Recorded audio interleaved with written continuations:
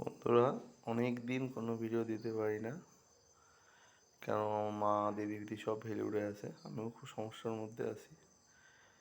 আর সমস্যার মধ্যে সমস্যা এই যে বাচ্চাটা টেপি আমার দোকানের সামনে থাকে, ওর বাসে সঙ্গে অ্যাক্সিডেন্ট হয়েছে। ওই সামনে একটা মুরগির দোকান আছে, মুরগির দোকানের সামনে যায়, সেই মুরগিওয়ালা এমন তাড়া দিয়েছে আর ও লাফ দিয়ে রাস্তায় পড়েছে নাকি, আর বাসে যাওয়া যায়। কপাল ভালো যে বাস ওর উপর দিয়ে যায়নি। ওর পাটা এতে অনেক ভালো। প্রায় 1 মাস তোমাদের সঙ্গে কোনো সম্পর্ক নেই আমার, তুলনামূলক এই জায়গাটায় চিট ধরেছে, কোমরটা উঁচু করতে পারছে না। যেদিনকে ওরে আমি বাড়ি নিয়ে আসি সেই পরিস্থিতি দেখলে তোমাদেরই কান্না পেয়ে যাবে। ও শুয়ে পড়ে উঠতে পারছে না, শুধু কাঁদছে।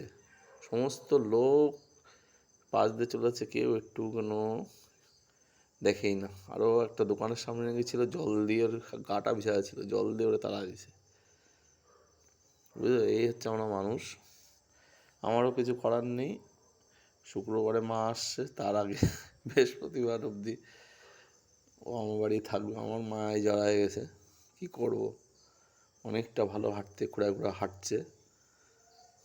আমার মা আবার এসব পছন্দ করে না, যে শোনে যে আমি ঘরের মধ্যে রেখে ওর ট্রিটমেন্ট করেছি, তাই তো আমার হয়েছে।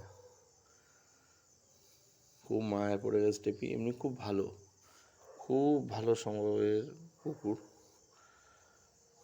কিন্তু ও তো কুকুর, ওরা একবার বারণ করো না। ওই যে সমস্ত খাবার টাবার থাকে, কোনো সময় কোনো খাবারে মুখ দেয় না।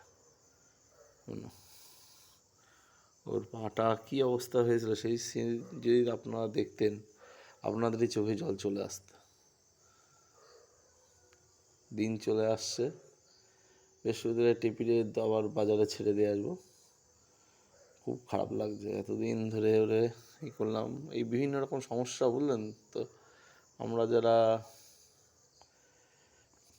পশুপ্রেমী বলবো না, আমরা সবই দেখি। কেউ আমাদের ভালো কমেন্টও করে না, লাইকও পর্যন্ত কেউ দেয় না। কিন্তু আমরা কত উপকার করতে চাই। আজকে টেপি তো মরেই যেত, ওর যে অবস্থা ছিল। থাক, সবাই ভালো থাকবেন। টেপি যেন ভালো থাকে, সুস্থ হয়ে যায়, এটাই সবাই কামনা করবেন।